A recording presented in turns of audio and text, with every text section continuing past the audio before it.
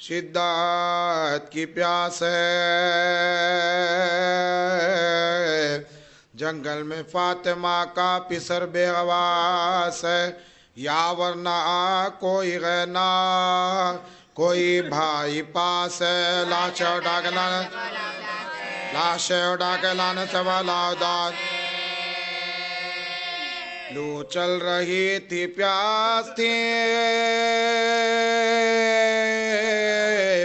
وقت زوال تھا بے چینن میں دھوپ سے ذرا بے چینن میں دھوپ سے ذرا کلا بے چینن میں دھوپ سے ذرا کلا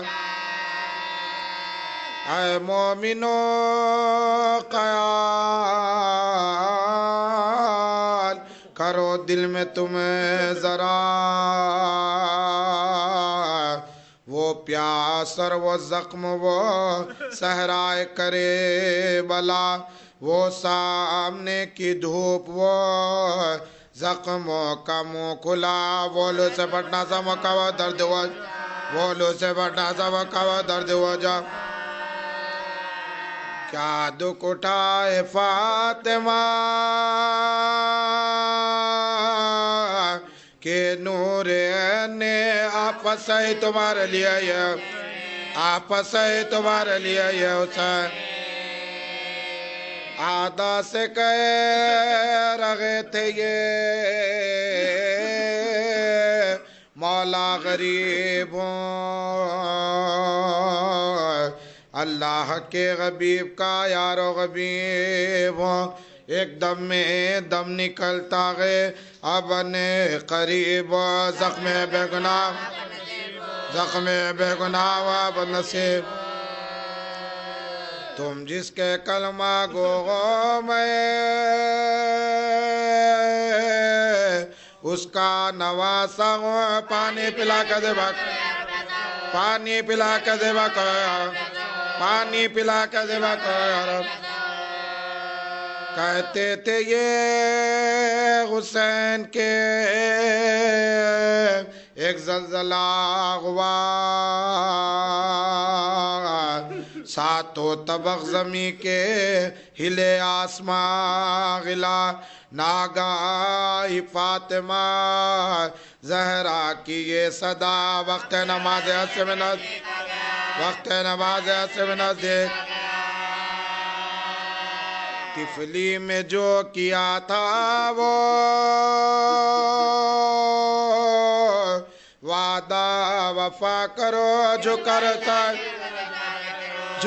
سائے جگر کا صداد جھکر سائے جگر کا صداد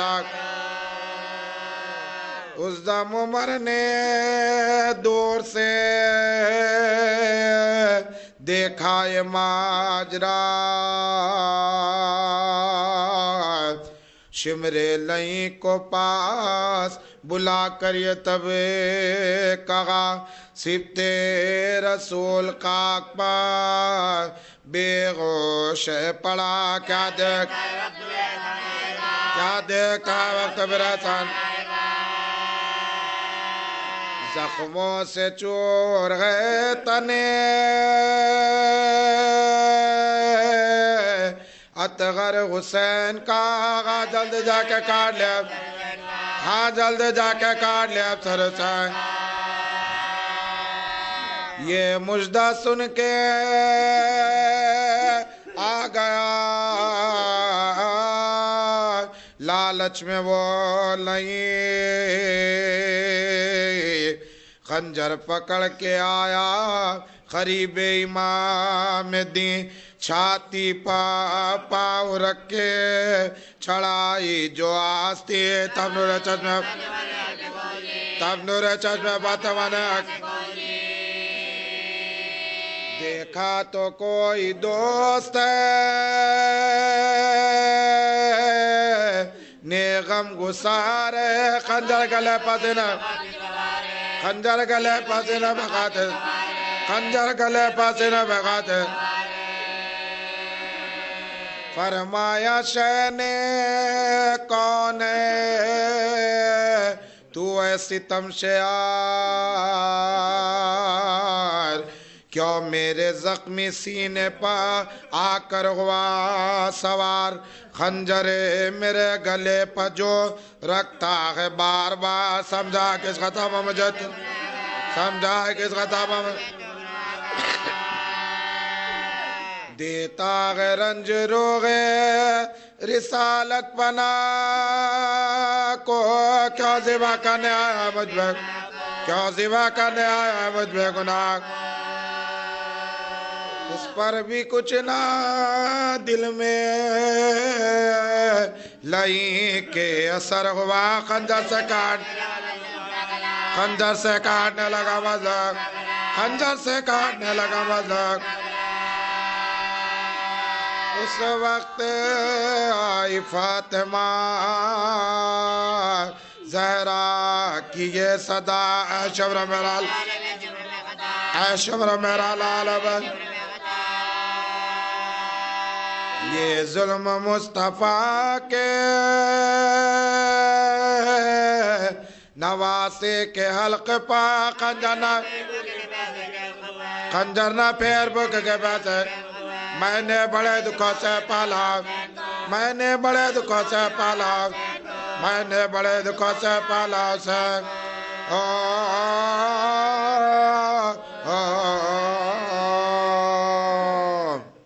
قرأ الفاتحہ.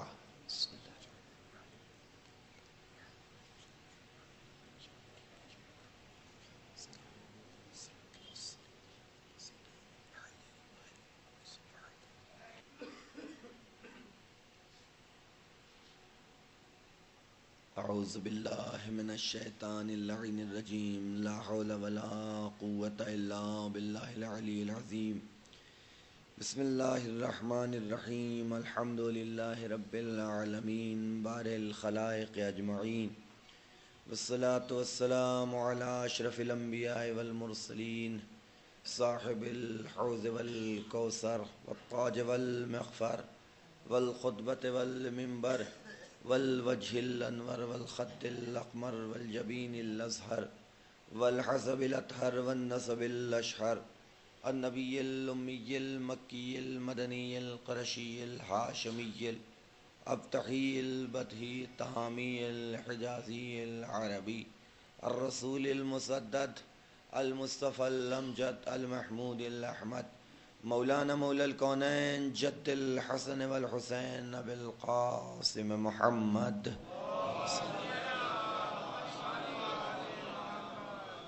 وآلہ الطیبین الطاہرین المعصومین الداعین الی سبیل اللہ بالحکمت وبالموعظۃ الحسنہ، قادۃ الامم اولیاء النعم معدن الرحمہ، سیما بقیت اللہ العظم مولانا حجت ابن الحسن العسکری.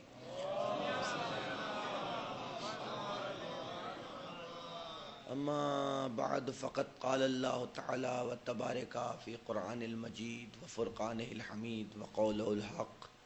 بسم اللہ الرحمن الرحیم. ان اللہ اصطفى آدم ونوحا وآل ابراہیم وآل عمران علی العالمین. ایک صلوات پڑھ دے محمد وآل محمد.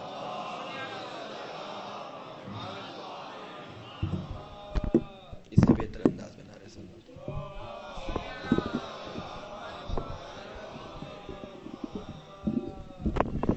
تھوڑا سا نیچے کر کے کرو، نیچے کر کے کرو. چہرہ تو دکھائی دینا، خالی موئش نہیں دکھائی دے ہمارا. ٹھیک ہے. ارشاد رب العزت کہ اللہ نے مصطفیٰ کیا ہے آدم کو، نوح کو، آل ابراہیم کو اور آل عمران کو.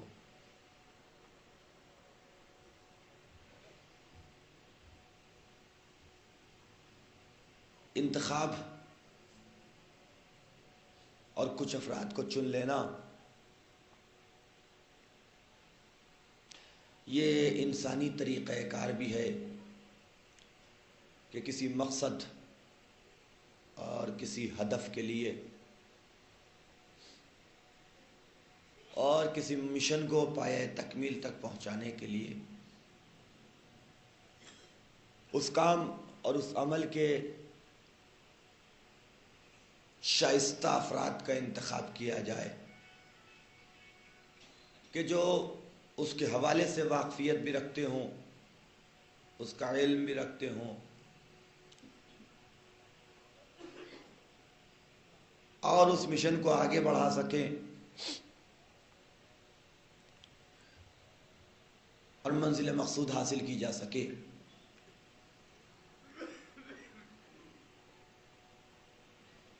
یہی عنوان خالق کائنات کا بھی ہے کہ اس نے بھی کچھ انتخابات کیے، کچھ افراد کو منتخب کیا اور چنا، تاکہ وہ مقصد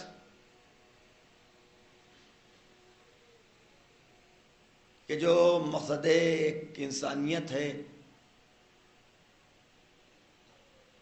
اس کو یہ پایہ تکمیل تک پہنچا سکیں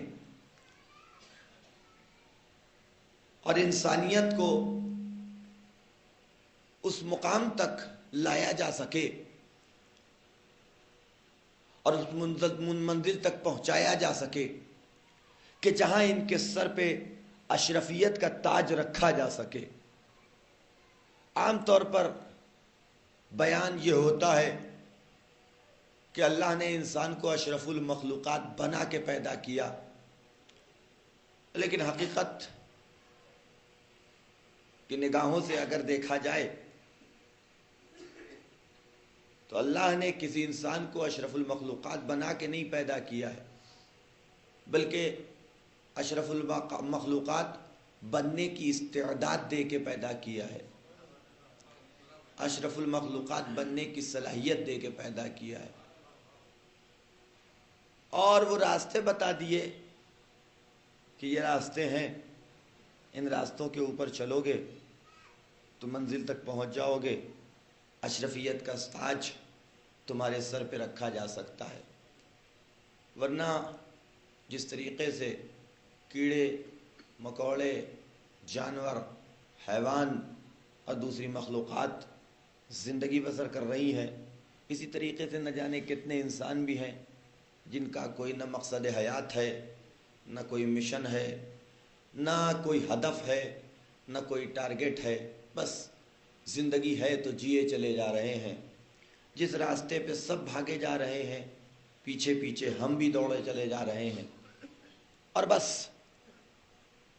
نہ ہمیں اپنا مقصد خلقت معلوم، نہ ہمیں اس دنیا میں بھیجنے کا خدا کا ہدف کیا تھا، جبکہ متعدد مقامات کے اوپر قدرت انسان کے شانے کو جھنجھوڑتے ہوئے اور اس کے ضمیر کو بیدار کرتے ہوئے متوجہ کر رہی ہے کہ تم ہمیں حکیم کہتے ہو، تم ہمیں علیم کہتے ہو، میں ایسا علیم ہوں کہ جو حکیم بھی ہوں، اور حکیم اور حکمت کی صفت اور خاصیت یہ ہے کہ کوئی بلا وجہ کا اور فالتو عمل نہ انجام دے۔ تو میں نے تمہیں خلق کیا ہے تو لہو و لعب کے لیے نہیں خلق کیا، اپنے مقصد حیات کو سمجھو۔ افحسبتم انا خلقناکم عبثا، کیا تم یہ سمجھتے ہو کہ ہم نے تمہیں بیکار خلق کر دیا، بلا وجہ خلق کر دیا؟ نہیں، تمہارا ایک مقصد حیات ہے، تمہارا ایک مقصد خلقت ہے۔ اپنے اس مقصد حیات اور اپنے اس مقصد خلقت کو پہچانو، ورنہ تمہاری حیات جانور سے زیادہ کی اور ایک حیوان سے زیادہ کی نہیں ہے۔ اور جب انسان اسے پہچان لیتا ہے تو واقعاً اس لائق ہوتا ہے کہ اب اسے اشرف المخلوقات کہا جا سکے۔ ایک صلوات پڑھ دے محمد و آل محمد۔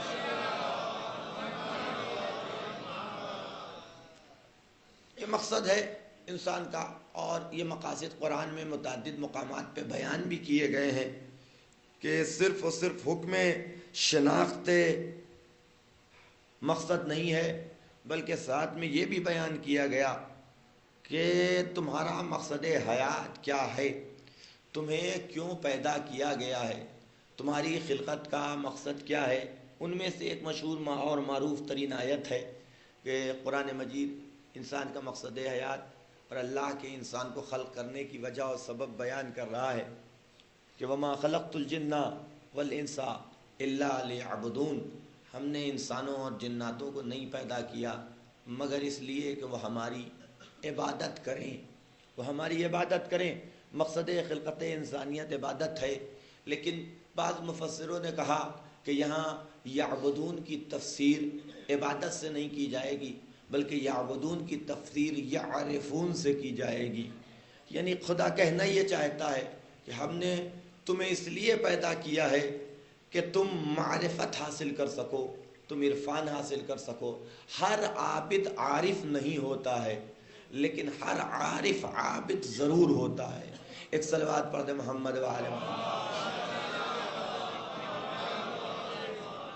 عرفان کی منزلوں میں اگر پہنچ جائے، اگر معرفت کی منزلوں میں پہنچ جائے، معرفت کسے کہتے ہیں اور کیا چیز ہے؟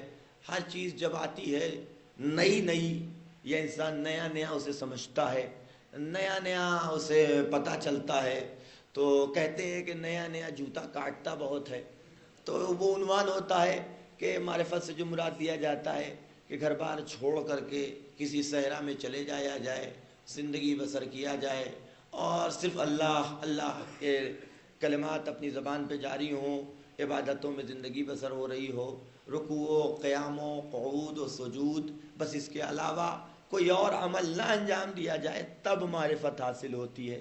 لیکن اہل بیت نے بتایا کہ نہیں، یہ طریقہ معرفت حاصل کرنے کا نہیں ہے، بلکہ معرفت حاصل کرنے کا طریقہ یہ ہے کہ انسان اپنی پوری کوشش اس بات میں صرف کر دے کہ اللہ کی رضا حاصل کی جا سکے، اللہ کی مرضی حاصل کی جا سکے۔ جب تم اس مقصد کے تحت اپنی زندگی بسر کرو گے کہ تمہارا مقصد ہدایت رضائے پروردگار ہو جائے، اللہ کی مرضی ہو جائے، تو تمہارا ہر ایک عمل کیا، تمہاری ایک ایک سانس عبادت میں عبادت میں بسر ہوگی۔ ہر سانس پہ تمہیں عبادت کا ثواب ملے گا، ہر سانس پہ تمہیں رکوع سجود و قیام و قعود کا ثواب ملے گا۔ اگر اسے سمجھ لیا جائے،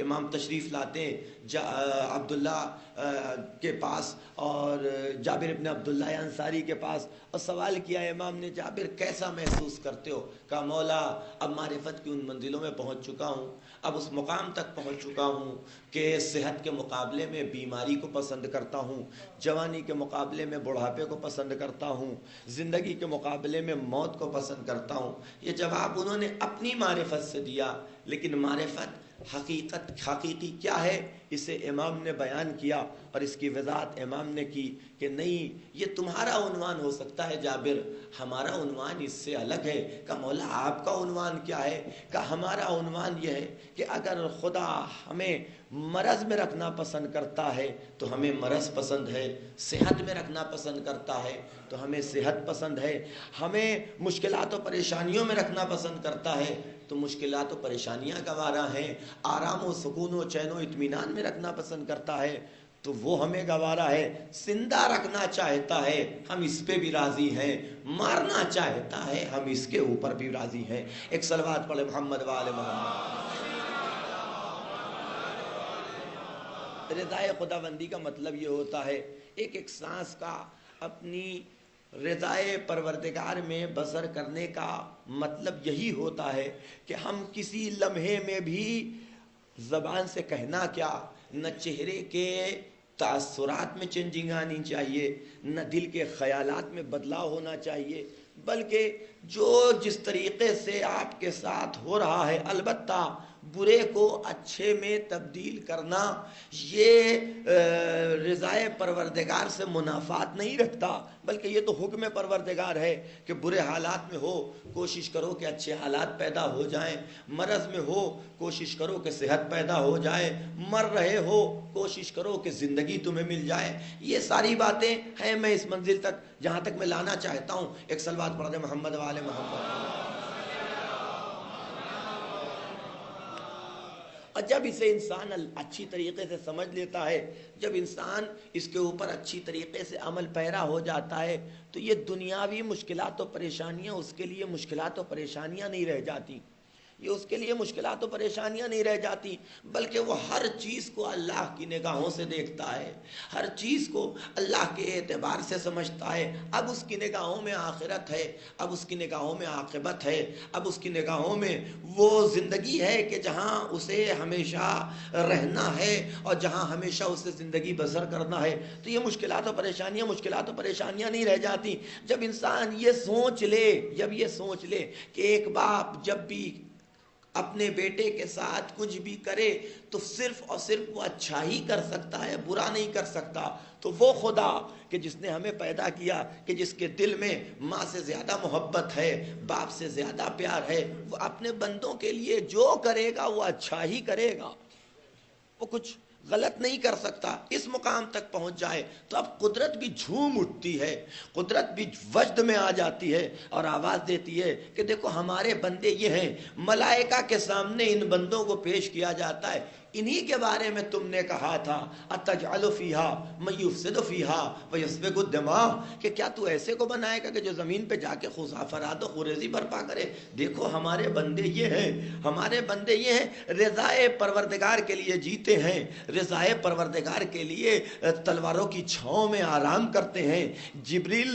خدا نے جبریل و میکائیل کے درمیان میں کہا کہ دیکھو کہ میں نے تم دونوں کو ایک دوسرے کا بھائی بنایا ہے، تم میں سے کون ہے کہ جو ایک دوسرے کے اوپر اپنی جان فدا کرے، جو ایک دوسرے کے لیے اپنی جان کو قربان کر دے۔ کہا میرے معبود ہم عبادت کے لیے خلق ہوئے ہیں، جب تک رہیں گے تب تک تیری عبادت کرتے رہیں گے، تب تک تیری تسبیح و تقدیس کرتے رہیں گے۔ کہا اچھا ذرا جھک کے زمین کی طرف دیکھو، ہم نے بھی کسی کو کسی کا بھائی بنایا تھا، لیکن ایک بھائی ہے کہ جو اپنی بھائی کی زندگی کو بچانے کے لیے تلواروں کی سائے میں آرام کر رہا ہے، ان کے تلواروں کے سائے میں سکون کی نئے نیند سو رہا ہے، چین کی نئی نیند سو رہا ہے۔ عزیزان گرامی، مولا کائنات کی زندگی متضاد صفاتوں سے بھری ہوئی ہے، کیوں؟ تاکہ انسان کو یہ درس دیا جا سکے کہ کیسے زندگی بسر کرنا ہے۔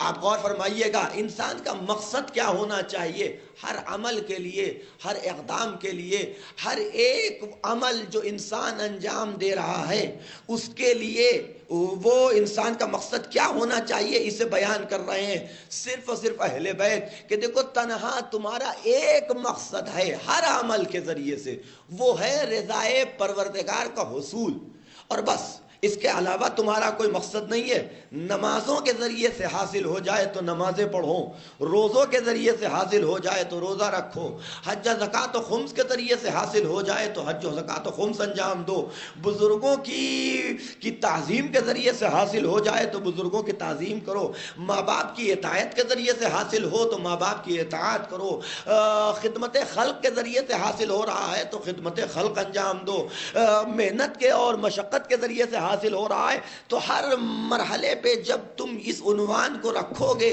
تو یہی چیز ہے کہ جو تمہارا مقصد حیات ہے، یہی چیز ہے کہ تمہارا مقصد خلقت ہے۔ میں نے کہا ایسے بندوں کو دیکھ کے قدرت وجد میں آتی ہے، اور پھر قدرت کو اتنا اعتماد، اتنا بھروسہ اپنے بندوں پہ ہو جاتا ہے کہ آواز دیتی ہے وما تشاؤون الا ان یشاء اللہ، کہ جب انسان اللہ کی مرضی کے لیے اس قدر کوشاں رہتا ہے، اس قدر محنت کرتا ہے، اس قدر مشقت کرتا ہے، اس قدر زحمت کرتا ہے، تو قدرت کہتی ہے کہ اس کو دیکھو کہ اس کی اپنی فکر کچھ ہی نہیں سوائے پروردگار کے، یہ وہی کرتا ہے کہ جو ہم چاہتے ہیں، یہ وہی عمل انجام دیتا ہے جو ہماری مرضی ہوتی ہے۔ ایک صلوات پڑھے محمد و آل محمد پر۔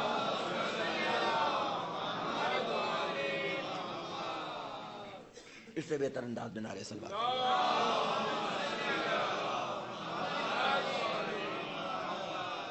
توجہ فرمائیے گا، ہماری گفتگو اسی حوالے سے چل رہی تھی اور اس منزل تک اور اس مقام تک پہنچی ہے کہ اللہ نے انسان کا کوئی نہ کوئی مقصد حیات معین کیا ہے، جہاں ہم سے قانون پہ اب شریعت محمدی کو دیکھیے گا کہ میں بیان آپ کی خدمت میں گزشتہ مجلسوں میں اس حوالے سے کر رہا تھا کہ تنہا اللہ کی عبادت نہیں بلکہ بندوں کا بھی خیال کرنا ہے۔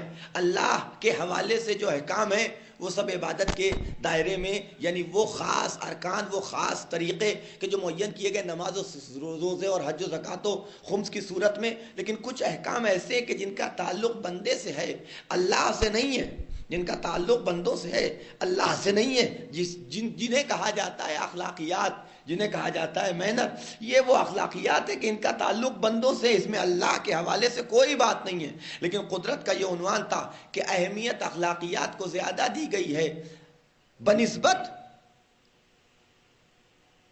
عبادات کے۔ توجہ رکھیے گا میں کیا عرض کر رہا ہوں، بنسبت عبادات کے اخلاقیات کو زیادہ توجہ دی گئی ہے کہ دیکھو جن کے درمیان میں زندگی بسر کر رہے ہو، تمہیں صرف ہماری عبادتوں کو نہیں انجام دینا ہے بلکہ ان کے حقوق کا بھی خیال رکھنا ہے، ان کے حقوق کا بھی خیال رکھنا ہے۔ اور اگر صرف اور صرف ان سے رشتہ توڑ کے ہم سے رشتہ وابستہ کرنے کی کوشش کرو گے تو کبھی یہ رشتہ وابستہ نہ ہو پائے گا، جب تک کہ تم ہمارے ساتھ ساتھ جن کے درمیان میں زندگی بسر کر رہے ہو، اور فرمائیے گا ان کا خیال نہ کرو، ان کے حقوق کا خیال نہ کرو، جب تک تمہارے اندر ادب نہ آ جائے تب تک تم صحیح طریقے سے عبادت نہیں کر سکتے، تمہاری عبادت نہیں رہے گی۔ آپ غور فرمائیے گا، اس لیے کہ عبادت، ایک اللہ کی عبادت ایک ایسی شے کا نام ہے کہ جس کے لیے بہت شرائط ہیں۔ ان شرائط میں سے جہاں ظاہری شرائط ہیں کہ لباس پاک ہونا چاہیے، جگہ غصبی نہیں ہونا چاہیے، باوضو ہونا چاہیے، وغیرہ وغیرہ، یہ سارے شرائط، وہیں کچھ شرائط ایسے ہیں کہ جن کا تعلق باطن سے ہے کہ نہیں، دل بھی صاف ہونا چاہیے، کینہ حسد نہ پایا جائے، بغض حسد سے صاف ہو، خضوع و خشوع پایا جائے، روح طاہر ہو چکی ہو۔ توجہ رکھیے گا، ہے کہ نہیں؟ ان تمام چیزوں کے ساتھ جو عبادت انجام دی جائے، اب وہی عبادت ہوگی۔ غور فرمائیے گا، وہی عبادت ہوگی۔ دو طرح کے احکام ہیں، ایک چیز کا نام ہے قانون، ایک چیز کا نام ہے تہذیب۔ میں عرض کر چکا ہوں، بس اس مقام تک آنے کے لیے یہ تھوڑا سا سہارا ہے۔ ایک صلوات پڑھ دے محمد و آل محمد پر۔ ایک چیز کا نام ہے قانون، ایک چیز کا نام ہے تہذیب۔ اللہ قانون پہ بھی عمل چاہتا ہے، بندے سے تہذیب بھی چاہتا ہے، اور تہذیب کی اہمیت اللہ کی نگاہ میں اس عنوان سے زیادہ ہے۔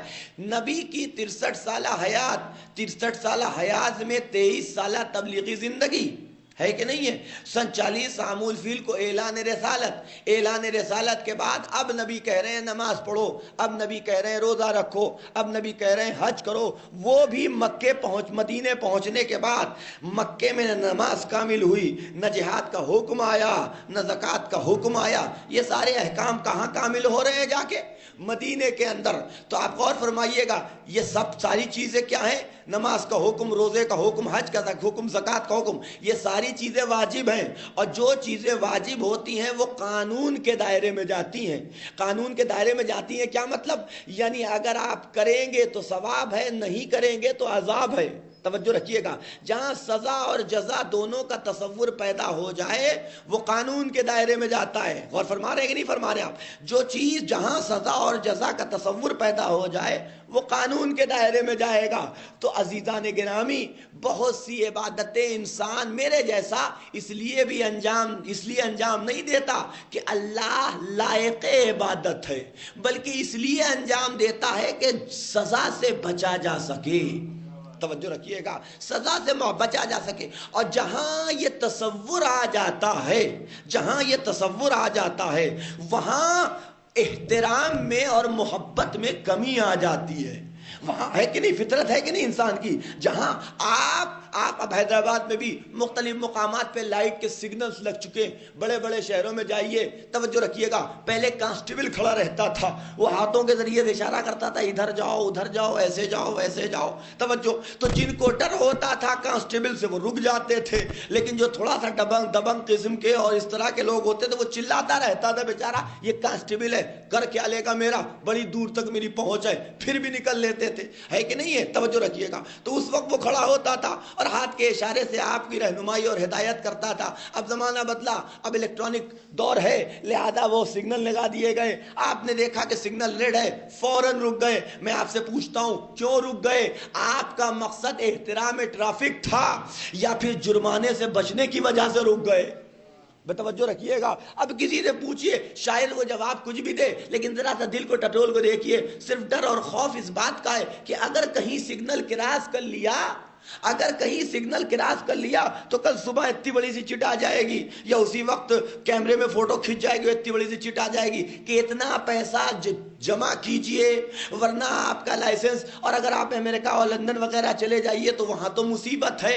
ایک مرتبہ آپ نے سگنل توڑا تو آپ کو یلو کارڈ دے دیں گے، دوسری مرتبہ آپ نے سگنل توڑا تو آپ کو وہ ریڈ کارڈ دے دیں گے۔ اب 6 مہینے تک آپ ڈرائیونگ نہیں کر سکتے، اور اگر پھر بھی 2-3 مرتبہ اور یہ 9 مرتبہ کی حد تک چلا گیا تو زندگی بھر کے لیے ڈرائیونگ لائسنس آپ سے چھین لیا جائے گا۔ تو اب انسان جو سگنل پہ رک رہا ہے، توجہ رکھیے گا، وہ جو رک رہا ہے محبت کی بنیاد پہ نہیں رک رہا ہے، سزا سے بچنے کی وجہ سے رک رہا ہے کہ نہیں ہے؟ تو بہت سے ایسے لوگ ہیں کہ جو نمازیں پڑھتے ہیں، روزہ رکھتے ہیں، حج، اب اس کو ٹٹولنا ہو تو ٹٹول لیجئے کہ ماشاءاللہ آپ کسی کی تعریف کرتے دیکھیے، بڑے مومن ہیں، بڑے متقی ہیں، بڑے پرہیزگار ہیں، تو اب جواب کیا دیتا ہے آپ اس کے جواب سے اندازہ کر سکتے ہیں کہ اس کا عمل کیوں انجام پا رہا ہے۔ جواب کیا ہوگا؟ بس دعا کیجئے اللہ قبول کر لے کہ آخرت میں جنت مل جائے۔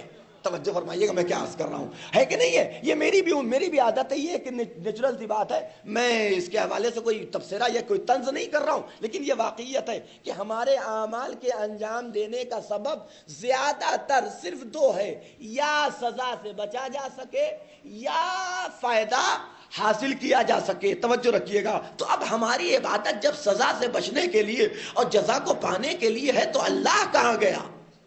بھئی توجہ رکھیے گا، بھئی اللہ کہاں گیا؟ کہاں ہے اللہ کا تصور؟ کہاں ہے قدرت کے حوالے سے گفتگو؟ عبادت تو ایسی ہونی چاہیے کہ ببانگ دہل نبی کے سامنے بھی اگر یہ جملہ کہا جائے، ما عبدتک طمعا لجنتک ولا خوفا لنارک بل وجدتک اہلا للعبادہ فعبدتک، کہ میرے معبود میں نے تیری عبادت نہ جنت کے لالچ میں کی ہے نہ جہنم کے خوف سے کی ہے، بلکہ تجھے اہل عبادت پایا تو تیری عبادت کر رہا ہوں۔ ایک صلوات پڑھے محمد و آل محمد۔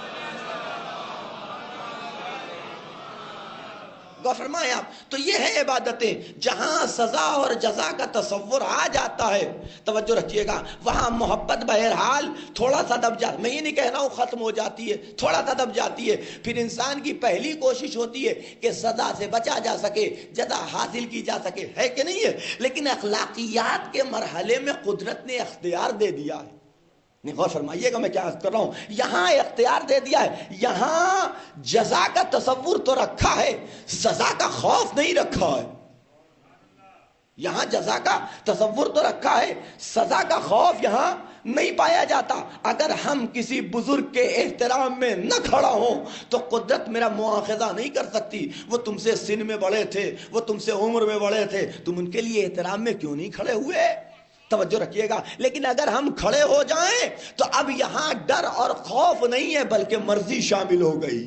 توجہ رکھیے گا، محبت شامل ہو گئی، الفت شامل ہو گئی۔ اب آپ سمجھے، توجہ رکھیے گا میں کیا عرض کر رہا ہوں، اسی وجہ سے بہت سی چیزیں، ابھی میں آؤں گا اس منزل تک، کہ آپ بزرگ کے احترام میں کھڑے ہوئے، کوئی جا رہا ہے گرتے ہوئے آپ نے دیکھا، 50 آدمی دیکھ رہے تھے گرتے ہوئے، گر گیا بیچارہ، دوڑ کے آپ نے جلدی سے اسے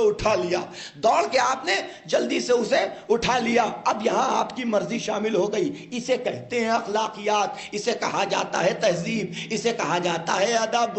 غور فرمائیے گا، اب یہاں قدرت آپ کو اختیار دے رہی ہے، اور آپ یہ اچھی طریقے سے جانتے ہیں کہ مجبوری میں کیا جانے والا عمل عمل نہیں ہوتا بلکہ اختیار کے ساتھ کیا جانے والا عمل ہوتا ہے۔ لہذا قدرت نے جزا بھی اسی اعتبار سے رکھی ہے کہ جتنا ثواب واجبات کا نہیں ہے اتنا ثواب مستحبات کا ہے۔ یہ سارے مستحبات تہذیب کے دائرے میں جاتے ہیں، اخلاقیات کے دائرے میں جاتے ہیں۔ جاتے ہیں. اسی لیے زیارتوں کو واجب نہیں قرار دیا گیا, مستحب قرار دیا گیا ہے. توجہ رکھیے گا, کیونکہ قدرت یہ چاہتی ہے کہ یہاں یہ زیارتیں, یہ اہل بیت سے متعلق چیزیں, یہ اہل بیت سے وابستہ چیزوں کو تم مجبوری کی بنیاد پہ نہ کرو, محبت کی بنیاد پہ انجام دو. ایک صلوات پڑھے محمد و آل محمد. اس سے بہتر انداز میں نعرہ صلوات.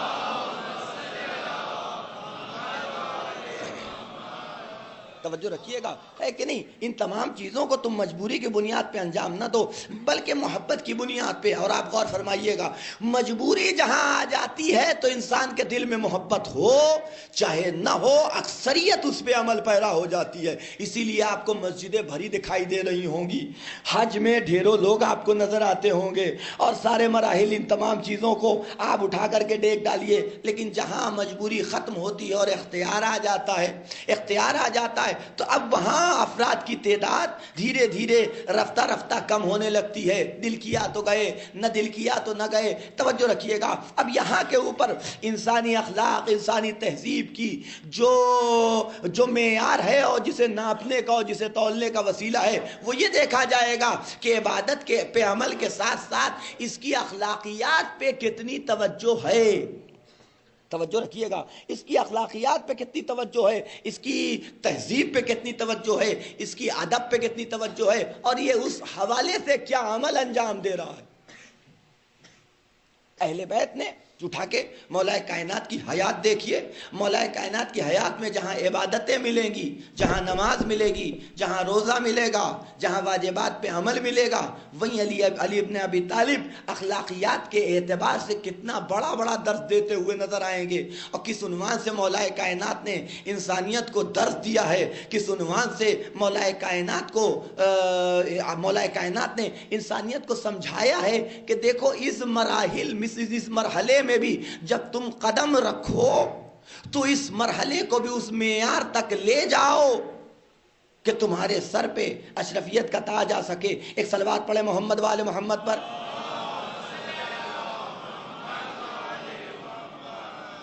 غور فرمائیے گا, یہ کہتے ہیں اخلاقیات. اور آج ساری چیزوں کو دیکھ لیے, مثالیں اس سے پہلے کی مجلس میں 2-3 مثالیں آپ کی خدمت میں پیش کر چکا ہوں کہ جہاں ایک طرف واجب ہے اور ایک طرف تہذیب ہے. جتنی بھی مستحب چیزیں ہیں وہ ساری کی ساری چیزیں تہذیب, ادب اور اخلاق کے دائرے میں جاتی ہیں. غور فرمائیے گا, یہ اور بات ہے کہ ہر عبادت ہے, لیکن اخلاقیات ہونے کے ساتھ ساتھ عبادت کا درجہ بھی رکھتی ہیں. عبادت کا درجہ بھی رکھتی ہیں. ثواب اللہ عبادت ہی پہ دیتا ہے. توجہ رکھیے گا, عبادت کسے کہتے ہیں؟ اب آپ علماء سے سوال کیے عبادت کسے کہتے ہیں, تو وہی جواب دیں گے جو میں نے آپ کو ابھی بیان کیا. عبادت کہتے ہیں اللہ کی مرضی کے حصول کے لیے عمل انجام دینا, ہے کہ نہیں. یہ ایک اصطلاحی تعریف کہ اللہ کی مرضی کے لیے کوئی عمل انجام دینا. تو جہاں اللہ کی مرضی کا تصور آ جائے وہ عبادت کے دائرے میں چلا جائے گا. لیکن ایک بات اور یاد رکھیے گا, ہر نیکی, دیکھیے اللہ کسی بھی نیکی پہ بدلہ دیتا ہے, لیکن کچھ خاص بدلے ہوتے ہیں. یہ خاص بدلہ, یہ خاص جزا جو ہوتی ہے وہ ہر نیکی پہ نہیں دی جاتی. ہر نیکی پہ خاص جزا نہیں دی جاتی. عربی میں نیکی کے لیے 2 لفظوں کا استعمال قرآن مجید نے بھی کیا ہے مختلف. ایک لفظ خیر ہے, ایک لفظ بر ہے کہ نہیں. ایک لفظ خیر ہے, وَمَن يَعْمَلْ مِثْقَالَ ذَرَّةٍ, لفظ خیر کا استعمال کہ اگر کوئی 1 ذرہ بھی نیکی کرے گا تو وہ اس کی جزا کو دیکھے گا. اب یہاں تصور کی بات نہیں ہے, بس نیکی کی بات ہے. بس نیکی انجام پا رہی ہے, قدرت نہیں دیکھے گی کہ یہ میرا ماننے والا ہے کہ ماننے والا نہیں ہے. لا الہ الا اللہ کہنے والا ہے کہ لا الہ الا اللہ کہنے والا نہیں ہے. بحث اس سے نہیں ہے. اگر عمل خیر انجام پا رہا ہے تو بدلہ ضرور ملے گا, ہر عنوان سے ملے گا. اب قدرت کے خزانے میں آپ غور کیجئے گا, اللہ کا عنوان تو یہی ہے نا, اللہ کا عنوان تو یہی ہے کہ خدا سب کو عطا کرتا ہے. خدا سب کو عطا کرتا ہے. قرآن مجید کی, ابھی آؤں گا میں اپنی منزل پہ, ابھی فی الحال اس کو رہنے دیجئے. تو یہ خیر کی تعریف ہے اور یہ خیر کا عنوان ہے کہ لفظ خیر یعنی ہر وہ نیکی کے جو انجام پائے بغیر کسی تصور کے. لیکن جب لفظ بر کا استعمال ہوتا ہے، لفظ بر کا استعمال، اب یہ خاص نیکی کس عنوان سے کہ جب اللہ کی رضا کی نیت سے کوئی عمل خیر انجام دیا جائے تو اس کو لفظ بر کے ذریعے سے قدرت نے استعمال کیا ہے. لفظ خیر کوئی بھی نیکی، کوئی بھی نیکی ہوتا ہے کہ آپ بہت سی نیکیاں اس نیت سے کرتے ہیں کہ اللہ خوش ہو جائے. توجہ رکھیے گا، کچھ نیکیاں ایسی ہوتی ہیں کہ جہاں نہ سزا کا تصور نہ جزا کا تصور، بس آپ انجام دیتے ہیں. مثال کے طور پہ بچہ گر رہا ہے، بڑھ کے فوراً آپ نے سنبھال دیا. نیکی ہے کہ نہیں ہے؟ ہے نا نیکی؟ آپ نے نیت کی تھی کہ اللہ کی مرضی حاصل ہو جائے؟ نہیں، آپ نے کوئی، بس ایک یہ انسانی فطرت کا تقاضا کہ اگر اس طرح کی نیکیوں میں انسانی فطرت کا تقاضا تھا کہ آپ نے آگے بڑھ کے اسے سنبھال لیا تو خیر انجام پایا، بر انجام نہیں پایا. بر کہیں گے اس نیکی کو کہ جو جزا کے تصور کے ساتھ، اللہ کی رضا کے حصول کے تصور کے ساتھ انجام پائے. توجہ رکھیے گا، اللہ کی رضا کے تصور کے ساتھ انجام پائے، اسے کہتے ہیں بر.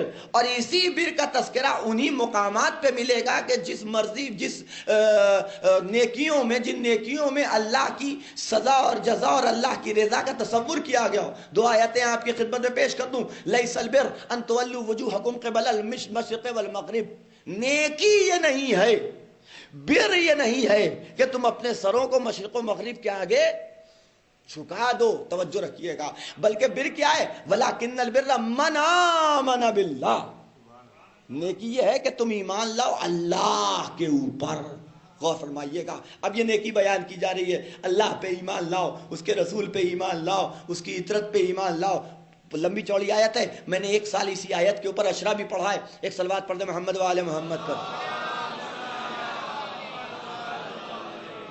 اللہ پہ ایمان لاؤ، اس کے رسول پہ ایمان لاؤ، یوم آخرت پہ ایمان لاؤ، اللہ کی کتابوں پہ ایمان لاؤ، اللہ کے بھیجے ہوئے انبیاء پہ ایمان لاؤ. سورہ بقرہ کی 177 نمبر آیت غالباً ہے کہ جس میں خداوند عالم اس لب و لہجے میں کہ نیکی گنوا رہا ہے. اللہ پہ ایمان، رسول پہ ایمان، یہ ساری نیکیاں گنوائی جا رہی. اب آپ دیکھیے یہاں تصور خداوندی ہے کہ نہیں ہے؟ ہر جگہ. اور پھر اس کے بعد عمل کی باری آئی تو وہاں بھی بیان کیا وَآتَ الْمَالَ عَلَىٰ حُبِّهِ. اپنے مال کو خرچ کرو اس کی محبت میں. اللہ حُبِّهِ کی لفظ بتا رہی ہے کہ یہ نیکی اللہ کے تصور کے ساتھ انجام پا رہی ہے کہ نہیں ہے؟ وَآتَ الْمَالَ عَلَىٰ حُبِّهِ. مال کو صرف خرچ نہ کر دو، نہیں، اس کی محبت میں خرچ کرو، یعنی اس کی رضا کے حصول کے لیے خرچ کرو. وَآتَ الْمَالَ عَلَىٰ حُبِّهِ ذَوِي الْقُرْبَىٰ. اپنے قریبی رشتہ داروں کے اوپر، وَالْيَتَامَىٰ یتیموں کے اوپر، وَالْمَسَاکِین مسکین کے اوپر، وَابْنَ السَّبِیلِ وَالسَّحَرِ کہ جو تمہارے شہر میں آئے درماندہ ہیں ان کے اوپر، وَالسَّائِلِین کہ جو تمہارے سامنے دست سوال بلند کرتے ہیں ان کے اوپر، وَفِي الرِّقَابِ اور جو تمہارے تحت کفالت ہیں یعنی تمہارے نوکر چاکر ان کے اوپر ہے کہ نہیں. وَأَقَامَ الصَّلَاةَ نماز پڑھو، وَآتَى الزَّكَاةَ زکات دو، وَالْمُوفُونَ بِعَهْدِهِمْ إِذَا عَاهَدُوا اور اگر کوئی عہد کرو تو اسے پورا کرو. وَالصَّابِرِينَ فِي الْبَأْسَاءِ وَالضَّرَّاءِ وَحِينَ الْبَأْسِ اور مشکلات و پریشانیوں میں صبر و ضبط و تحمل سے. یہ ساری نیکیاں گنوائی جا رہی ہیں. توجہ رکھیے گا، فہرست بنائی جا رہی ہے، لیکن ہر جگہ اللہ کا تصور ہے. علی حبہ کی شرط ہر جگہ لگی ہوئی ہے. سائلین کو دو اللہ کی محبت میں، رشتہ داروں کو دو اللہ کی محبت میں، ابن سبیل کو دو اللہ کی محبت میں. یہ علی حبہ جہاں سے ہٹایا آپ نے، ادھر کہیں سے بھی یہ سارے اعمال کہیں سے بھی، چاہے وہ نماز ہو، چاہے وہ روزہ ہو، چاہے وہ مال کا خرچ کرنا ہو، چاہے وہ یتیموں کی مدد ہو، چاہے وہ مسکینوں کی مدد ہو، چاہے وہ سائلین کے سوال کو، کہیں سے بھی آپ نے علی حبہ کو ہٹایا، وہ عبادت سے ریاکاری میں بدلا. توجہ رکھیے گا، جہاں سے بھی اعلیٰ حبہ ہٹے گا تو آپ یہ نیکی ایسی ہے نا کہ جو اللہ کے تصور کے ساتھ انجام پا رہی ہے اللہ کی رضا کے حصول کے لیے. ایک آیت، دوسری آیت بھی بہت مشہور و معروف ہے، لن تنالوا البر حتی تنفقوا مما تحبون. نیکی تک اس وقت تک نہیں پہنچ سکتے، لن تنالوا البر، نیکی کو اس وقت تک حاصل نہیں کر سکتے تم ابرار میں سے، اس وقت تک اپنے کو شمار نہیں کر سکتے جب تک کہ وہ چیز انفاق نہ کرو کہ جو تم اپنے لیے پسند کرتے ہو. وہ چیز نہ عطا کرو. یہ یاد رکھنا، رات کی بچی ہوئی سوکھی روٹیاں اور سوکھا کھانا کسی کو عطا کرنے کے بعد تم اپنے آپ کو ابرار میں شمار نہیں کر سکتے. توجہ رکھیے گا، پہنے ہوئے کپڑے کسی کو دینے کے بعد تمہارا شمار نہ منفقین میں سے ہوگا نہ ابرار میں سے ہوگا. یہ کب ہوگا؟ جب وہ عطا کرو کہ جو تم اپنے لیے پسند کر رہے ہو. توجہ رکھیے گا، اپنے لیے پسند کر رہے ہو. عزیزان گرامی، ہمارا طریقہ عطا اور ہے، اہل بیت کا طریقہ عطا اور ہے، ہمارا طریقہ انفاق اور ہے، اہل بیت کا طریقہ انفاق اور ہے. ہم اگر مان لیجئے بہت زیادہ عامل بھی ہو جائیں تو جو چیز اپنے لیے پسند کر رہے ہیں، ایک جوڑا کپڑا لینا تھا، اپنے نوکر کے لیے بھی لینا تھا، تو ہم اپنے لیے کپڑا لینے کے لیے گئے. جس تھان سے ہم نے اپنا کپڑا کٹوایا اسی تھان سے نوکر کا بھی کپڑا کٹوا لیا. یہ ہوا آیت پہ عمل، یہ ہوا آیت پہ عمل. لیکن اہل بیت ہمیشہ عمل کو اس کی معراج عطا کرتے ہیں. آپ یہ تو کریں گے کہ جس تھان سے اپنا کٹوائیے اسی تھان سے اپنے نوکر کا، اپنے امپلائیز کا، اپنے گھر کام کرنے والے کا، اپنے آفس میں کام کر جو آپ کے ماتحت ہے اس کا اسی میں سے دے دیجئے. لیکن آپ یہ نہیں کر سکتے کہ اس کے لیے اچھا، اس کو اچھا دے دیجئے اور خود خراب پہن لیجئے. یہ دستور اور یہ عنوان صرف اہل بیت کے ہاں ملے گا کہ اچھا کپڑا قمبر کے حوالے کر دیا جاتا ہے، موٹا کپڑا خود پہن لیا جاتا ہے. ایک صلوات پڑھ دے محمد و آل محمد پر. یہ طریقہ صرف اہل بیت کے ہاں نظر آتا ہے. یعنی یہ درس بھی اہل بیت نے اور مولا کائنات نے ہمیں دیا ہے کہ آقائی لباس سے نہیں ہوتی، آقائی سواری سے نہیں ہوتی، آقائی جسے کہہ لیجئے کہ اپنے ظاہر کو سنوار لینے سے نہیں ہوتی، بلکہ آقائی کا عنوان دل سے ہے، آقائی کا عنوان کاہے سے ہے کہ انسان کی روح سے ہے. ممکن ہے کہ لباس کیسا بھی ہو، ممکن ہے کہ پرانا کپڑا ہو، ممکن ہے کہ وہ زیادہ قیمتی لباس نہ ہو، ممکن ہے کہ ہماری سواری صرف ہمارے دونوں پیر ہوں، لیکن اس کے باوجود ہم مزاج آقائی رکھتے ہوں، ہم مزاج مولائیت رکھتے ہوں. لیکن اس کے ساتھ یہ بھی ممکن ہے بہترین کپڑا پہنے ہوئے ہے، بہترین گاڑیوں میں ٹہل رہا ہے، بہترین انداز سے زندگی بسر کر رہا ہے، اچھے سے اچھے گھر میں رہ رہا ہے، اچھے سے اچھا کھانا کھا رہا ہے، اچھے سے اچھا لباس پہن رہا ہے، اچھے سے اچھی گاڑیوں میں سفر کر رہا ہے، لیکن اس کے باوجود مزاجن غلام ہے. ضروری نہیں ہے کہ انسان صرف اور صرف انسان کا غلام بن جائے، بلکہ غلامی بہت سی چیزوں کی ہوتی ہے. کبھی انسان کا غلام ہوتا ہے، یہ اتنا برا نہیں ہے. برا اس وقت ہے کہ جب یہ انسان مال کا غلام بن جائے، دولت کا غلام بن جائے، اقتدار کا غلام بن جائے. ایک صلوات پڑھے محمد و آل محمد پر.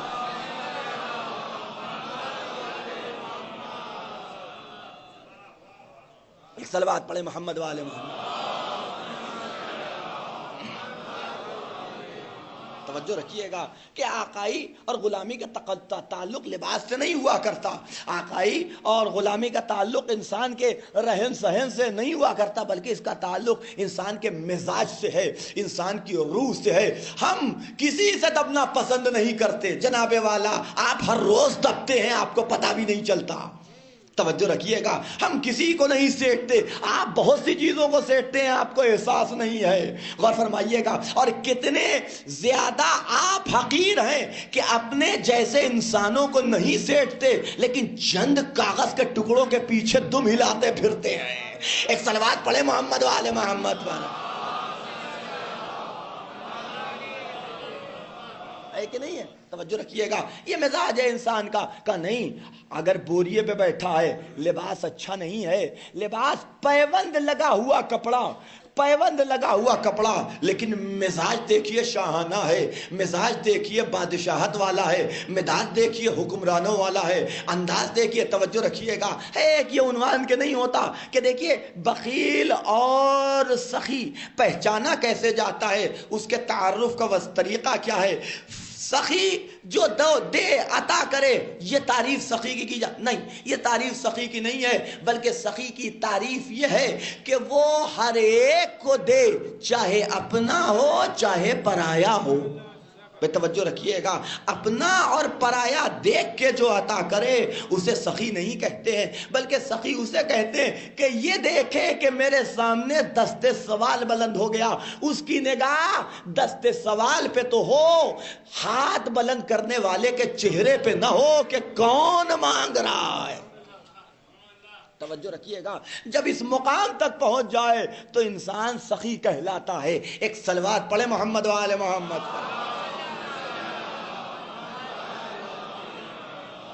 کوئی بھی آ جائے اس در پہ، جو سوال کرے اس کو اس سوال کا جواب۔ آپ توجہ رکھیے، جب اس مقام تک پہنچ جائیے تو آپ کو مطمئن ہو جانا چاہیے انسان کو کہ جب انسان،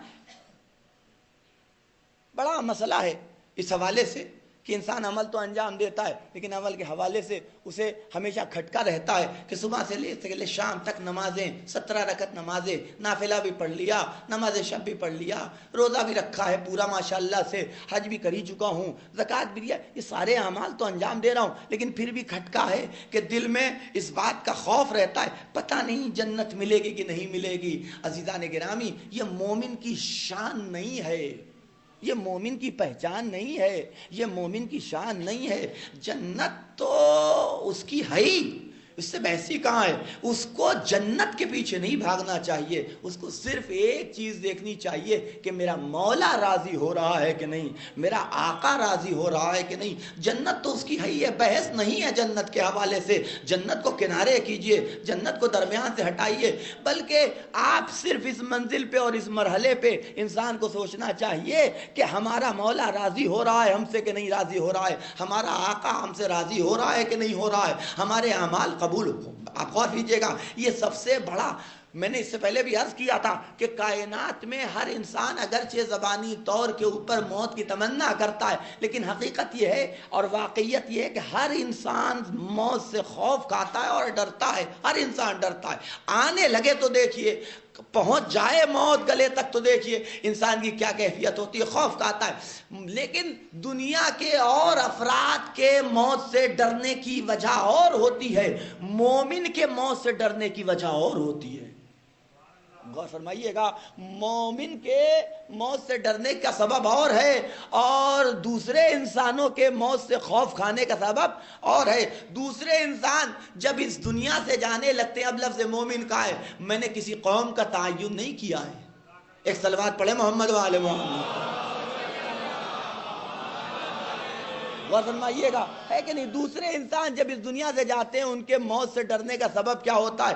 اتنا مال جمع کیا ہوا ہے، اتنی جائیداد جمع کی ہوئی ہے، اتنا بینک بیلنس ہے، اس کے علاوہ ڈر کا ہے کہ مر جائیں گے، فنا ہو جائیں گے، سب یہیں پہ ہے ہمارا، ارے موت آ رہی ہے اور وغیرہ وغیرہ۔ صرف ان کے تصور میں یہ رہتا ہے کہ کسی صورت سے بچ جایا جائے، اتنا مال و دولت، یہ ساری چیزیں ہیں، اس کے علاوہ کوئی تصور نہیں ہوتا۔ لیکن مومن کے موت سے ڈرنے کا سبب یہ ہوتا ہے کہ اس کے سامنے وہ سارے اعمال موت کے وقت آ جاتے ہیں کہ جو اس نے انجام دیا ہوتا ہے، اسے اب اپنی نیکیاں کم دکھ رہی ہوتی ہیں، برائیاں زیادہ دکھ رہی ہوتی ہیں۔ انسان زندگی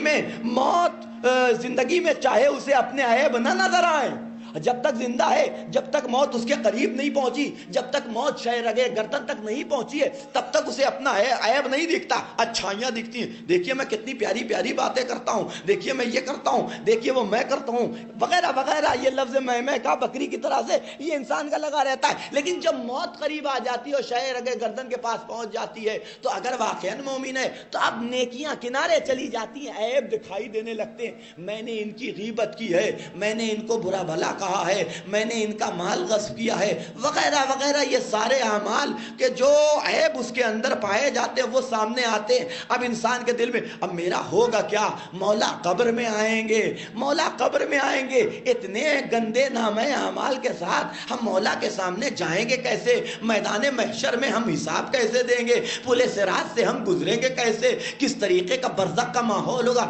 یہ سارے تصورات مومن کی نگاہ میں آتے ہیں۔ توجہ رکھیے گا. تو موت سے خوف کھانے کی وجہ, موت سے ڈرنے کی وجہ اپنے اعمال ہیں. ورنہ اگر اللہ کسی کو کنفرمیشن دے دے کہ بھیا تم مومن ہو, تمہارے سارے اعمال قبول کر لیے گئے, تمہارے نام اعمال سے ساری برائیوں کو مٹا دیا گیا, آپ دیکھیے وہ کتنی بے باک زندگی بسر کرتا ہے. فرق نہیں پڑتا موت آئے یا زندہ رہیں, اب تو جنت پکی ہے. برزخ میں رہیں گے تو اچھی جگہ, جنت میں جائیں گے تو اچھے مقام کے اوپر. ایک صلوات پڑھے محمد والے.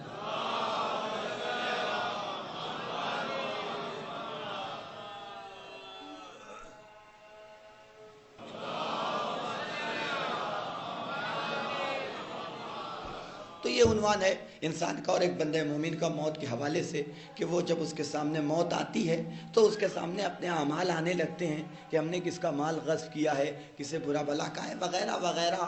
اور ہمیشہ پریشان رہتا ہے. ایک طرف برے اعمال آ رہے ہوتے ہیں, دوسری طرف نمازوں کے حوالے سے کہ کون سی نماز کیسے پڑھی, کون سا روزہ کیسے رکھا, کون سا حج کیسے کیا, یہ ساری چیزیں آ رہی ہوتی ہیں. ایک طرف اپنے عیوب سے خوف کہ یہ, ایک طرف اپنے عیوب کا کنفرمیشن. یہ عجیب کنڈیشن ہے ہماری, ہمارے عیوب اور ہمارے گناہ کا ہمیں کنفرم ہوتا ہے کہ یہ کیا, اس پہ سزا ملنی ہے. جو اعمال انجام دیے ہوتے ہیں اچھے, اس میں ہم تشویش کا شکار ہوتے ہیں, پتہ نہیں قبول ہوا کہ نہیں ہوا. بے توجہ رکھیے گا, عجیب حال ہے ہماری, کچھ بھی لے کے نہیں جا رہے اللہ کی بارگاہ میں. واقعیت یہ یعنی کنفرم صورت میں کچھ بھی اللہ کی بارگاہ میں لے کے نہیں جا رہے. عیب ہیں, گناہ ہیں جن کے بارے میں ہم کنفرم کہ یہ کیے ہیں سزا ملنی. جو اچھے اعمال انجام دیے ہیں اس کے حوالے سے بھی شک و شبہ. مولا متقیان علی ابن ابی طالب علیہ السلام سوال کرنے والے نے سوال کیا, مولا یہ جو میں آپ کو بتا رہا ہوں ہر انسان کی اپنی مشکل و پریشانی ہے جو اچھا عمل انجام دیتا ہے, اور واقعاً جس کا ضمیر بیدار ہے, جس کا ضمیر بیدار ہے وہ ہمیشہ سوچتا ضرور ہے اس حوالے سے کہ کر تو رہے ہیں عمل, پتہ نہیں قبول ہوگا کہ نہیں ہوگا. اور اللہ کا بھی طریقہ کار بھی یہی ہے. توجہ رکھیے گا, امید اور مایوسی کے درمیان میں انسان کو رکھا ہے. توجہ رکھیے گا, امید اور مایوسی کے درمیان میں انسان کو رکھا ہے. نہ پورے طریقے سے پر امید ہونے دیتا, نہ پورے طریقے سے مایوس ہونے دیتا. توجہ رکھیے گا, نہ مایوس ہونے دیتا نہ پورے طریقے سے پر امید. مایوس ہو جائے گا تو جو کر رہا ہے وہ بھی رک جائے گا, پر امید ہو جائے گا تو مایوس ہونے سے زیادہ خطرناک ہوتا ہے پر امید ہو جانا. توجہ رکھیے گا, یہ ہو جانا کہ بھئی ہماری تو بخشش ہوگی, ہم تو معاف کیے ہی جائیں گے, ہم تو جنت میں جائیں گے. بے شک جائیں گے, میں ہرگز انکار نہیں کرتا, حدیثیں ایسی ایسی ہیں, لیکن یہ بھی سوچ لیے کتنے دن میں جائیں گے اور کیسے جائیں گے. توجہ رکھیے گا, یہ بھی سوچنا ضروری ہے کہ کتنے دن میں پہنچیں گے اور کیسے پہنچیں گے. اس لیے کہ امام تو پہلے ہی اپنا دامن بچا چکے, اپنا دامن الگ کر چکے کہ بھیا قبر کا انتظام خود ہی کر کے آنا. توجہ رکھیے گا, خود ہی کر کے آنا. تو اب ایک عنوان ہوتا ہے کہ نہیں ہوتا ہے, توجہ رکھیے گا, پریشان رہتا ہے. سوال کرنے والے نے سوال کیا, فرزند رسول علی ابن ابی طالب مولا کائنات, ہم عمل انجام دے رہے ہیں, نمازیں پڑھ رہے ہیں, روزہ رکھ رہے ہیں, حج کر رہے ہیں, زکوٰۃ و خمس سارے واجبات پہ عمل کر رہے ہیں, فرزند رسول, لیکن کوئی کنفرمیشن نہیں ہے. ہمیں کیسے پتہ چلے کہ جو ہم نے عبادتیں انجام دی ہیں وہ قبول ہو گئیں.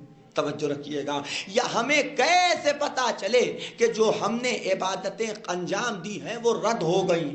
ہمیں کیسے پتا چلے کہ جو ہم نے گناہ انجام دیا ہے وہ بخش دیا گیا. ہمیں کیسے پتا چلے کہ جو ہم سے گناہ سرزد ہوا ہے اسے اللہ نے نہیں بخشا. ہمیں کیسے پتا چلے؟ کچھ تو ہونا چاہیے اطمینان قلب کے لیے, سکون کے لیے. ہمیں کیسے پتا چلے؟ کہا بہت آسان ہے اس کا پہچاننا. کہا وہ کیسے؟ کہ تم نے کوئی عبادت انجام دی, وہ قبول ہوئی کہ نہیں ہوئی اسے دیکھنا ہے. تو یہ دیکھو کہ اس عبادت کو انجام دینے کے بعد اگر دوسرے اچھے کام کی توفیق حاصل ہو جائے توجہ رکھیے گا، ایک اچھے کام کو انجام دینے کے بعد اگر دوسرے اچھے کام کی توفیق حاصل ہو جائے تو یہ دلیل ہے کہ پہلا والا اچھا کام اللہ نے قبول کر لیا۔ اگر قبول نہ کیا ہوتا تو اچھے کام کی توفیق دوسرے دیتا نہیں۔ توجہ رکھیے گا، ہاں غور فرمائیے گا۔ اب ہماری عبادتیں رد ہوئی کہ نہیں ہوئی یہ کیسے پتا چلے؟ تو کہا کہ اگر کسی اچھے فعل کے بعد تم برائی کی طرف چلے جاؤ، گناہ کی طرف چلے جاؤ، خطا کی طرف، یہ ہمارے ہاں بہت ہوتا ہے، لہذا ذرا احتیاط سے 9 ربیع الاول کے بعد دیکھ لیجئے گا، عید کے دوسرے دن دیکھ لیجئے گا، یہ ہمارے ہاں بہت ہوتا ہے، بہت احتیاط سے۔ میں اشاروں اور کناروں میں کہنے کا عادی ہوں، رسول اللہ کی طرح تبلیغ کرنے کا عادی ہوں۔ ایک صلوات پڑھ دے محمد و آل محمد۔ توجہ رکھیے گا، ہے کہ نہیں؟ جب تمہیں ایک عمل خیر انجام دینے کے بعد تم برائی کی طرف چلے جاؤ، گناہ کی طرف چلے جاؤ، خطا کی طرف چلے جاؤ، تو سمجھ لینا کہ اللہ نے تمہاری عبادتوں کو قبول نہیں کیا۔ اس لیے کہ اگر قدرت تمہاری عبادتوں کو قبول کر لیتی تو تم برائی کی طرف نہ جاتے، اچھائی کی طرف جاتے۔ امام نے آواز دی کہ تم نے جو گناہ انجام دیا ہے اس گناہ کو اللہ نے بخشا کہ نہیں بخشا اسے پتہ لگانا ہے۔ تو اس برے عمل کو انجام دینے کے بعد اگر تم اچھے عمل کی طرف آ جاؤ، عمل خیر کی طرف آ جاؤ، تم کوئی عبادت انجام دینے لگو، تو سمجھ لینا کہ وہ برا عمل اللہ نے بخش دیا ہے، تبھی تمہیں توفیق عبادت حاصل ہوئی ہے۔ اور اگر اسی کا الٹا ہو جائے کہ کسی برے عمل کو انجام دینے کے بعد پھر دوبارہ برائی کی طرف چلی جاؤ، اچھائی کی طرف واپس نہ آ پاؤ، تو سمجھ لینا کہ اللہ نے تمہارے گناہ کو نہیں بخشا، رد کر دیا ہے۔ ایک صلوات پڑھے محمد و آل محمد۔ اب یہ 4 پیمانے مولا کائنات نے ہمارے حوالے کر دیے، انہیں لکھ کر کے دیوار پہ لٹکا دیجئے۔ یہ دیکھیے گا کہ کون، اور محاسبہ کیجئے کہ آج یہ جو برا عمل انجام دیا تھا اس کے بعد میں دوبارہ برائی کی طرف گیا یا اچھائی کی طرف گیا۔ توجہ رکھیے گا، نماز پڑھنے کے بعد جب میں نے ٹی وی کھولی تو کیا دیکھا؟ توجہ رکھیے گا، ایک صلوات پڑھے محمد و آل محمد۔ فرما رہے کہ نہیں فرما رہے؟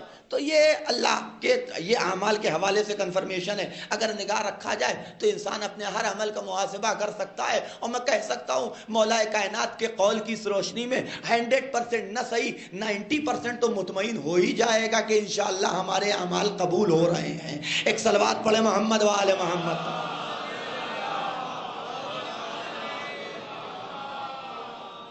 بس میری گفتگو ختم ہو گئی۔ یہ ان کا کام اور فریضہ ہے کہ یہ بندوں کو اگر وہ اصلاح کے لائق ہوں، اگر وہ سدھرنے کی صلاحیت رکھتے ہوں تو ان کو اچھائی کی طرف لے کے آئیں، ان کو نیکی کی طرف لے کے آئیں۔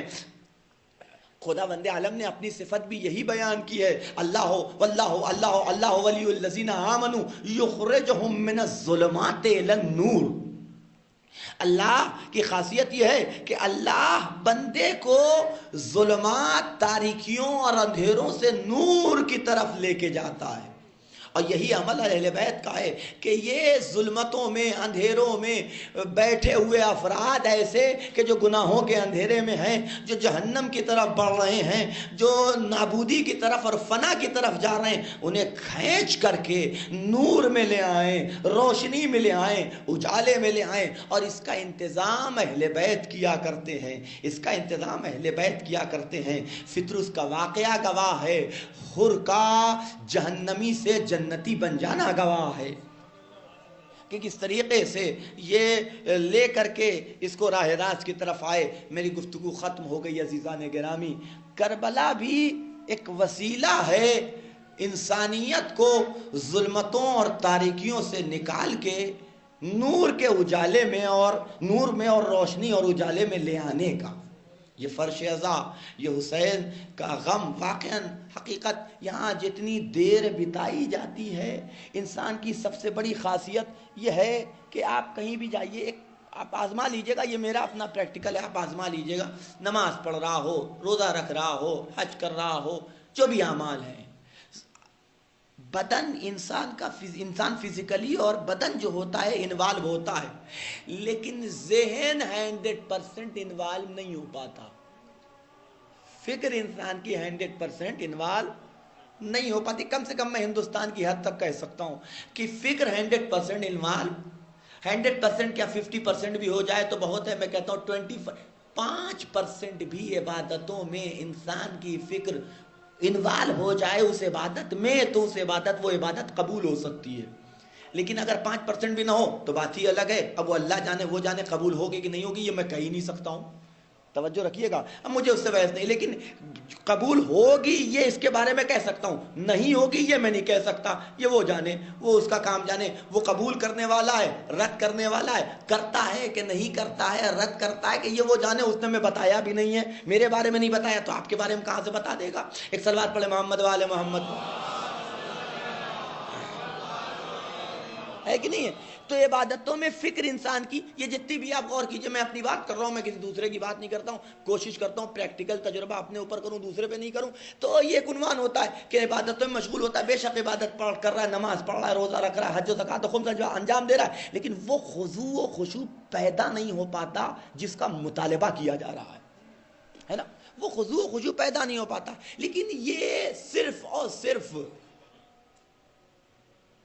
امتیاز ہے فرش عزائے حسین کا کہ یہاں بیٹھنے والا، میں یہاں 100% نہ کہ صحیح، کم سے کم 80% اس کی فکر متمرکز ہوتی ہے فضائل اہل بیت سننے کے اوپر. توجہ سے سنتا ہے، غور سے سنتا ہے. تو کم سے کم اگر 1 گھنٹہ بیٹھ رہا ہے تو 1 گھنٹے میں پورا 1 گھنٹہ نہ صحیح 70% اس کا ذہن صرف اگر سوچتا ہے تو انہی باتوں کو سوچتا ہے کہ جو بیان ہو رہی ہیں. بیان کیا ہو رہا ہے؟ یا مقاصد اہل بیت بیان کیے جا رہے ہیں یا فضائل اہل بیت. توجہ رکھیے گا. تو آپ غور کیجئے گا کہ یہاں خضوع ایک عنوان ہوتا ہے کہ نہیں ایسا. انسان توجہ کے ساتھ سن رہا ہے تو کم سے کم 1 گھنٹے میں 60 منٹ میں 50 منٹ 40 منٹ تک انسان کے ذہن صرف عبادت کے بارے میں سوچتا ہے. نہ کوئی برے خیالات آتے ہیں، نہ کسی کی غیبت کا تصور ہوتا ہے، نہ کسی کی دشمنی کا تصور ہوتا ہے، نہ کسی کی عداوت کا تصور ہوتا ہے، نہ کسی کے حوالے سے کینے کا تصور ہوتا ہے. تو یہ 40 منٹ ہمارا ٹھیک ٹھاک بیتا، اس کا تو کم سے کم کنفرمیشن ہے کہ نہیں. یہ حسین کی مجلسوں کا. اور جس وقت، اور میں آپ کی خدمت میں عرض کر دوں، فضائل میں تو آپ 40 منٹ کہہ سکتے ہیں، لیکن جب مصیبت اہل بیت بیان ہوتی ہے تو جتنی دیر بیان ہوتی رہتی ہے تو ذہن صرف اہل بیت کے بارے میں سوچتا ہے اور کسی طرف نہیں جاتا. صرف اہل بیت پہ آنکھیں مشغول عبادت ہوتی ہیں، چہرہ مشغول عبادت ہوتا ہے، دل مشغول عبادت ہوتا ہے، انسان کا بدن مشغول عبادت ہوتا ہے. آنکھوں سے آنسو گر رہے ہوتے ہیں، دل کی کثافتیں صاف ہو رہی ہوتی ہیں، انسان طیب و طاہر بن رہا ہوتا ہے، اور اس لائق آنسو اس کی آنکھوں سے نکل رہے ہوتے ہیں. ہر نکلنے والا آنکھوں سے آنسو اس لائق نہیں ہے کہ رومال زہرا میں سزا جگہ پا جائے. ہر آنسو اس لائق نہیں ہے کہ رومال زہرا، وہ طیب و طاہر و پاک و پاکیزہ رومال، اس میں اگر کینے سے بھرا ہوا دل، بغض حسد سے بھرا ہوا دل، اس میں سے نکلنے والا آنسو روئیے، اتنا آنسو بہنا چاہیے انسان کا. ان مجلسوں کے درمیان میں، اس عزائے حسین کے درمیان میں، پہلی محرم سے لے کر کے یہ جو 2 مہینہ 8 دن کا موقع آپ کو فراہم ہوتا ہے کہ دل کی کثافتیں صاف ہو جائیں، دل کی گندگی صاف ہو جائے، تاکہ جو آنسو ہماری آنکھوں سے نکلے اتنا طیب و طاہر و پاک و پاکیزہ ہو کہ بی بی اپنے رومال میں اسے جگہ دے سکے. آپ غور کیجئے گا، 9 محرم آج ہو چکی ہے، 9 محرم آج ہو چکی ہے. بیماروں کی تیمارداری آپ نے کی ہوگی. بیماروں کی تیمارداری، کچھ ایسے بیمار بھی ہوں گے کہ جنہیں ڈاکٹر جواب دے چکا ہوتا ہو جنہیں ڈاکٹر جواب دے چکا ہوتا ہے۔ عزیزان گرامی، آپ کسی کی تیمارداری کر رہے ہوں اور ڈاکٹر آپ کو پر امید کر دے انشاءاللہ ٹھیک ہو جائیں گے، صحت مل جائے گی، شفا مل جائے گی، تو انسان بڑی محنت کے ساتھ اور مشقت کے ساتھ اور امید کے ساتھ تیمارداری کرتا ہے کہ اور اس کی جد و جہد میں ان کی کوششوں میں اضافہ ہو جاتا ہے۔ اگر چاہتا ہے، اگر محبت کرتا ہے، اگر الفت رکھتا ہے کہ کسی صورت سے یہ صحت مند ہو جائے، انشاءاللہ اس دوا کے بعد ٹھیک ہو جائیں گے، اس انجیکشن کے بعد ٹھیک ہو جائیں گے، یہ ساری باتیں۔ لیکن اگر کوئی مریض ایسا ہو کہ ڈاکٹر جواب دے دے کہ بس جتنے دن ہیں، 1 مہینہ 2 مہینہ، اس سے زیادہ 10 دن 15 دن سے زیادہ نہیں چلیں گے، جیسے جیسے دن بیتتا جاتا ہے، جیسے جیسے دن بیتتا جاتا ہے، اگر باپ ہے تو اولاد کے دل سے پوچھئے، اولاد ہے تو باپ کے دل سے پوچھئے، ماں کے دل سے پوچھئے، توجہ رکھیے گا کہ ان کے دل پہ کیا بیت رہی ہے کہ اب کچھ دن کا مہمان ہے، 1 دن اور بیت گیا، 2 دن اور بیت گیا، 3 دن اور بیت گیا، وہ موقع قریب آ رہا ہے کہ جب ہمارا اپنا ہم سے جدا ہو جائے گا، یہ چاند سی سورج خاک میں مل جائے گی، منو مٹی کے نیچے آرام کرنے لگے گا۔ ہاں عزیزان گرامی، سوچئے کربلا کے میدان میں بیویوں کا کیا عالم ہوگا جب علی اکبر سامنے آتے ہوں گے، جب اون محمد نگاہوں کے سامنے سے گزرتے ہوں گے، جب قاسم کے چہرے پہ نگاہ پڑتی ہوگی، جب عباس کے سراپے کوئی بیویاں دیکھتی ہوں گی، جب حسین بیویوں کی نظروں میں آتے ہوں گے کہ ابھی تھوڑا دن بیتے گا کہ علی اصغر کے گلے پہ تیر لگ جائے گا، قاسم کا لاشا پامال ہو جائے گا، اور محمد شہید ہو جائیں گے، اکبر کے سینے پہ برچی کا پھل لگ جائے گا، عباس کے بازو کاٹ دیے جائیں گے، حسین کربلا کے میدان میں اپنی گردن کٹا، کیا بیت رہی ہوگی؟ اس لیے کہ سارے واقعات بیان کیے جا چکے تھے، جانتے تھے کہ یہ کربلا سے اب اس قافلے میں مردوں میں صرف 2 شخصیتیں ہیں کہ جو واپس جائیں گی، بھرا گھر لٹ جائے گا۔ اور جب شب عاشورائی ہے اور 1 دن پہلے، اس وقت کیا عالم ہوگا کہ کل جنگ کا دن ہے، کل وہ دن ہے کہ جس دن حسین کے اوپر یہ جان نثار کریں گے۔ سب سے زیادہ احساس اگر کسی کو رہا ہوگا تو بیویوں کو رہا ہوگا کہ اب ہمارا پوچھنے والا کون ہوگا، اب ہمارے سروں سے چادریں چھینی جائیں گی، بے مقنع چادر دیار بدیار پھرایا جائے گا۔ جزاکم ربکم خیر الجزا۔ خداوند عالم آپ کو کسی غم میں نہ رلائے سوائے غم سید الشہداء کے۔ ہاں عزیزو، خداوند عالم ہماری عبادتوں، طاعتوں کو، محنتوں کو قبول فرمائے انشاءاللہ تعالی۔ ہاں عزیزو، اسی عنوان سے شب عاشورائی، شب عاشورائی کل کا دن شہادت کا ہے، کل کا دن حسین پہ قربانی کا ہے، کل کا دن ہمیں حسین پہ اپنی جان نثار کرنا ہے۔ عزیزو، ہر خیمے کا الگ الگ منظر تھا، ہر خیمے کا الگ الگ عنوان تھا۔ جن بیویوں کے بچے چھوٹے چھوٹے تھے وہ اپنی اولادوں کو آغوش میں بٹھائے ہوئے سمجھا رہی تھی، اے میرے لال کل حسین پہ تمہیں جان نثار کرنا ہے، اے میرے لال کا جس طریقے سے قربانی پیش کرنا، کل اس طریقے سے حسین کے سامنے اپنی جان کو نثار کرنا کہ فاطمہ زہرا کے سامنے ہمیں سرخرو ہونے کا موقع مل جائے، فاطمہ زہرا کے سامنے۔ ہاں عزیزو، اصحاب کے خیمے کا تعلم بھی یہی، ایک ایک جانثار سجدے میں سر رکھے ہوئے اپنے پروردگار سے دعا کر رہے، اے میرے معبود کل حسین کے اوپر قربانی کا دن ہے، اے میرے معبود میری تمنا ہے کہ سب سے پہلے میں حسین پہ اپنی قربانی پیش کروں۔ ہاں عزیزو، حسین اصحاب کے خیمے میں میں نے عرض کیا تھا اس سے پہلے بھی کہ جہاں ہمارا فریضہ ہے، جہاں ہمارا فریضہ ہے کہ ہم اپنے فعل و قول و کردار کے ذریعے سے اہل بیت کا تعارف پیش کریں، انہیں پہچنوائیں کہ اہل بیت کیا تھے۔ صرف کتابیں لکھنے سے کام نہیں چلے گا، صرف اور صرف تحریروں سے کام نہیں چلے گا، بلکہ ہمارا عمل ایسا ہونا چاہیے کہ ہمارے عمل سے اہل بیت پہچانے جائیں۔ ہمارا فریضہ ہے کہ اہل بیت کو پہچنوائیں، ویسے ہی اہل بیت بیت نے بھی اپنی ذمہ داری یہ اٹھا رکھی ہے کہ ہم اپنے حقیقی چاہنے والوں کو پہچانوائیں گے، ہم اپنے حقیقی ماننے والوں کا تعارف پیش کریں گے۔ دیکھیے حسین اس فریضے کو کیسے ادا کر رہے ہیں، حسین کیسے اپنے جانثاروں کا تعارف پیش کر رہے ہیں۔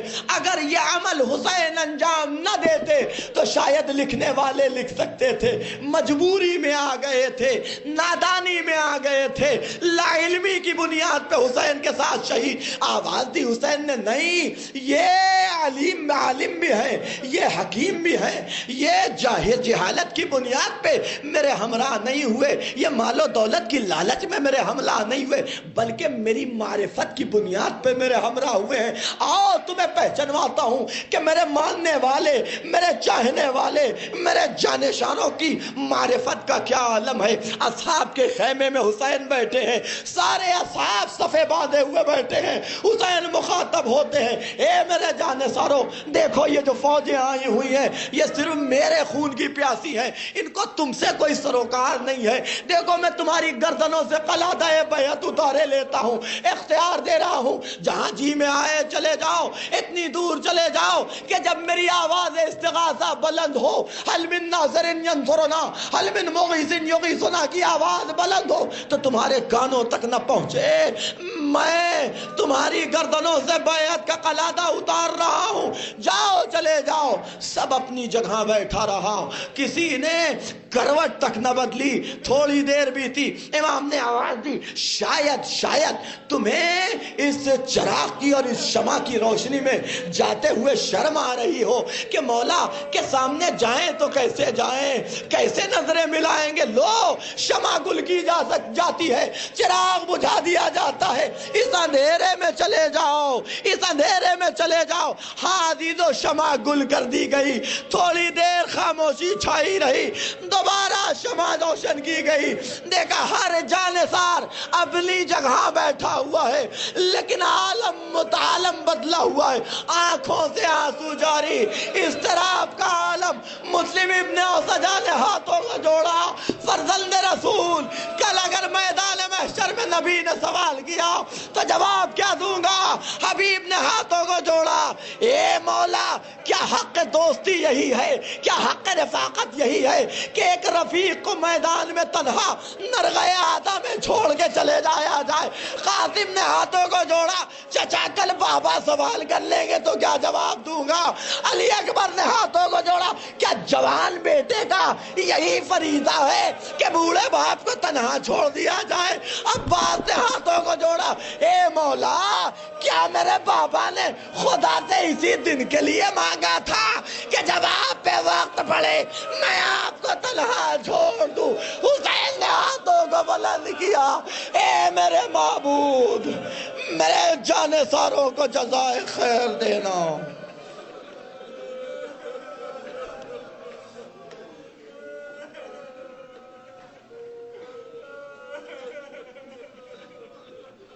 اِنَّا لِلَّهِ وَإِنَّا إِلَيْهِ رَاجِعُونَ فَسَيَعْلَمُ الَّذِينَ ظَلَمُوا أَيَّ مُنْقَلِبٍ يَنْقَلِبُونَ اللهم بحق محمد وانت المحمود وبحق علی وانت العلا وبحق فاطمة وانت فاطر السماوات وبحق الحسن وانت المحسن وبحق الحسین وانت قدیم الاحسان وبحق ائمة التسعة الطاہرین من ذریت حسین علیہ السلام ربنا تقبل منا انک انت السمیع العلیم ربنا آتنا فی الدنیا حسنہ وفی الآخرۃ حسنہ وقنا عذاب النار۔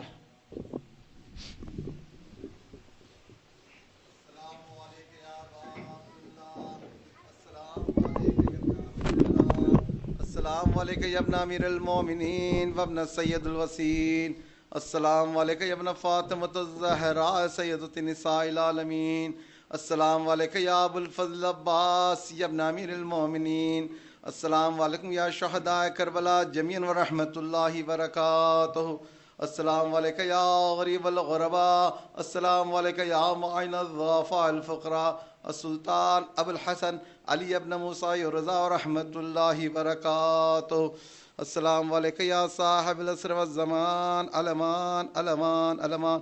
السلام علیکم یا شریک القرآن، خلیفۃ الرحمن، امام الانسی والجان، اجل اللہ تعالی فرج وسهل اللہ تعالی مخرج وظہورت ورحمۃ اللہ برکاتہ. مومنین، کل شام میں 6:30 بجے شام غریباں اسی مقام پہ یعنی میدان میں مولانا ہی بیان فرمائیں گے، اور 11 اور 12 تاریخ کو ٹھیک 12 بجے اسی مقام پہ مجلس ہے.